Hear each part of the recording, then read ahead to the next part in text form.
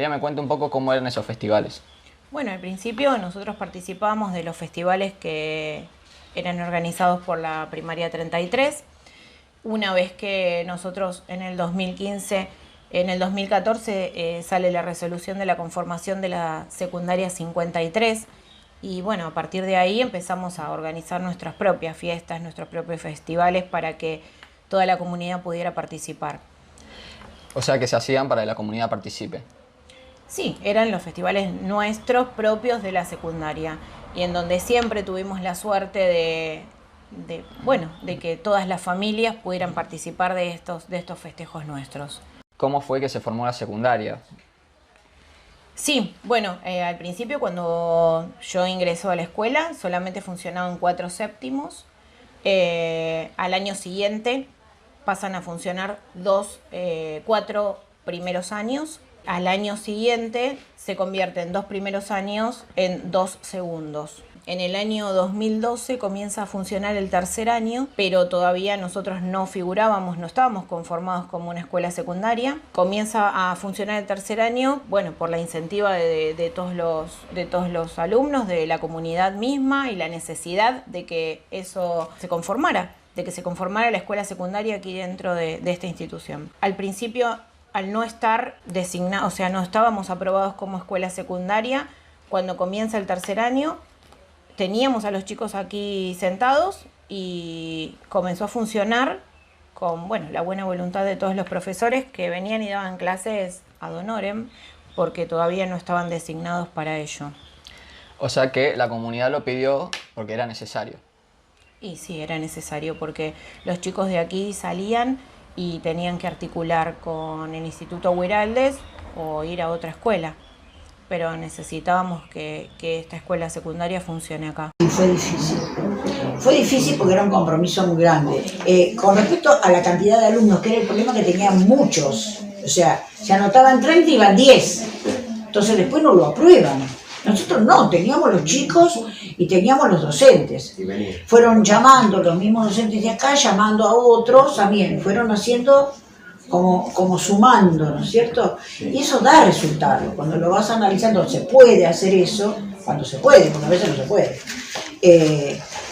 Y la otra era, bueno, necesitábamos el espacio. Cuando llegó el espacio, que ya estaba todo bueno, estábamos marchando bien para la conformación, porque hasta que no está legalizado no se puede soltar, porque después te lo sacan en cualquier momento, sea el proyecto que sea.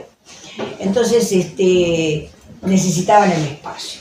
Esto era la casa, ustedes no sé si habrán escuchado, sí, era la casa de la casera de la escuela. Empezaron a integrarse en esta ala de escuela, corriendo todos los de primaria, haciendo espacios en otros lugares.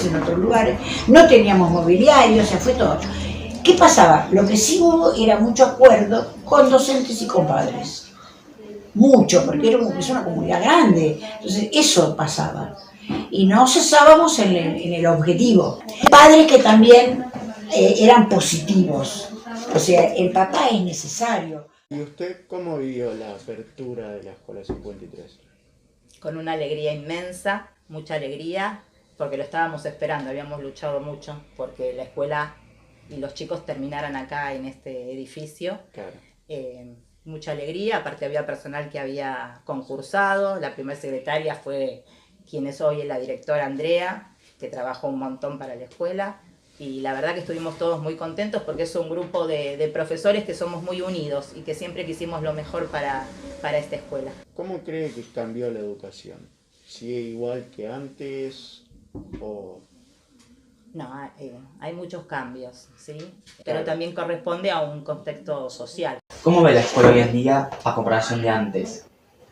Mira, no la estoy mirando, la amo, me prohibí mirarla. Veo ya en esto que veo ahora, que lo dije recién, que casi me cae la lágrima, lo veo que sigue creciendo, que los veo a ustedes como están, me encanta. Desde que yo empecé a trabajar hasta ahora, siempre me sentí bien, nunca me sentí mal en el aula, ni tuve problemas en el aula. Antes el docente le decía al chico una cosa y el pobre pibe se la tenía que bancar como venía. ¡Escribí, mamá! ¡Te lo tenés ahí! Listo, se acabó y no se habla más. En cambio ahora, El docente aprende con el alumno, con el diálogo. Y ese diálogo que tiene el docente con el alumno, también lo tiene en su casa después. Y nos habías dicho que te faltaba un deseo, que dijiste que no lo completaste todavía. ¿Quién había llamado? Una meta. No, no lo repetí, pero voy a trabajar un poquito por eso y los voy a poner a ustedes de cómplices. Cuando yo dejé la articulación, Sí. o sea, cuando ya se define la dirección de la escuela, que era el mejor momento, sale la resolución de la escuela, todo, estábamos trabajando hacía 2 años con la Universidad de Lanús para articular la secundaria con la universidad. El proyecto era espectacular. Había 2 profesores de allá y uno que venía acá, era el hermano de uno que venía acá, que eran profesores de la universidad y nos tiraba gancho, ¿no? Entonces habíamos decidido en el proyecto un corredor, porque ¿qué tomábamos para que la universidad le interesara? Tomábamos esta escuela, el Murales por su promoción y la universidad. Todo estaba así como venía en rueda esto, sabíamos que eran años que había que lucharla, pero venía muy bien porque teníamos una ayuda importante de gente que estaba dentro de la universidad y hacía llegar el proyecto.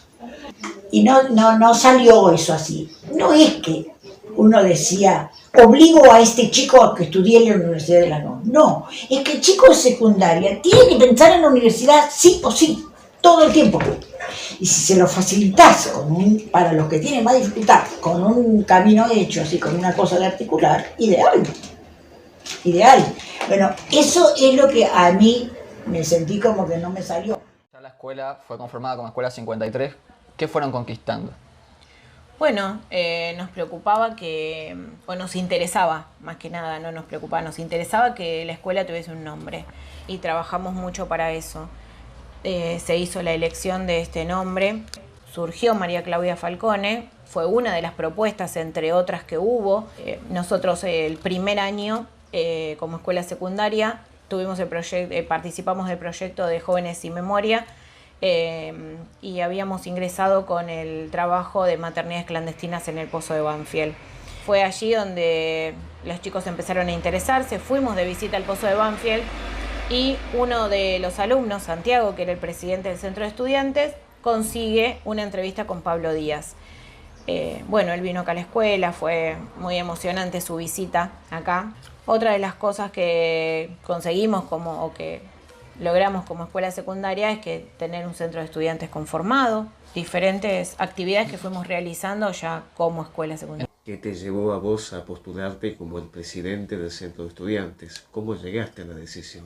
Se empezó a poner como la necesidad, se empezó a hablar de la necesidad de tener un centro de estudiantes y empezamos a interesarnos un poco cada vez más de lo que era la organización estudiantil, de que nos parecía al principio como que eso era lo que nos llamaba la atención, que un colegio pueda tener la organización, digamos que puede llegar a tener, no sé, un municipio, una provincia, un país, y que sobre todo era algo que podíamos y que teníamos que impulsar y organizar los estudiantes. ¿Representaba algo específico para vos? ¿Tenías algún ideal de lo que era el centro de estudiantes? Yo en ese momento, o sea, el único ideal que tenía, o sea, era de tratar de que nos pongamos de acuerdo, digamos, en el colegio para tratar de hacer cosas que queden.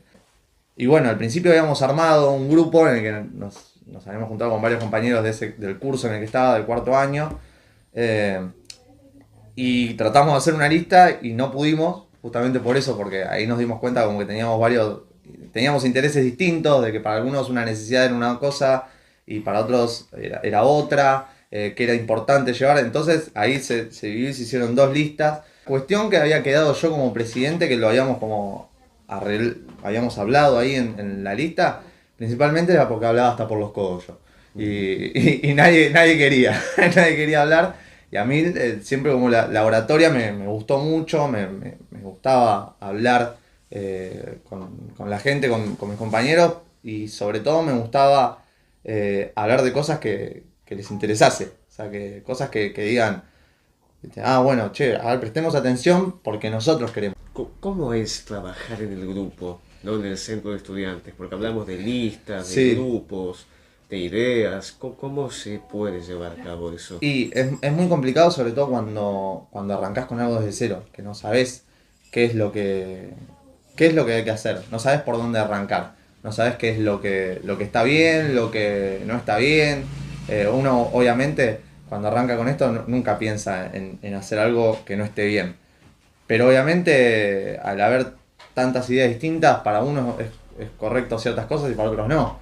Entonces es muy complicado realmente ponerse de acuerdo, tratar de tener una idea en común y después bancarla esa idea. Cuando armamos el centro estudiante acá, que fue fines del 2014 para 2015, yo ahí estaba en cuarto, había sido el primer centro de estudiantes de acá. Cuando termina, digamos, el mandato de esa lista, yo ahí me cambio de colegio. Me voy al Instituto Lomas, donde había una organización muchísimo más grande, ¿no? Ellos ya venían con mucha más historia, con mucho más tiempo organizando. O sea, nosotros éramos el primer centro de estudiantes y cuando yo fui allá era el 15º centro de estudiantes que habían tenido por ahí.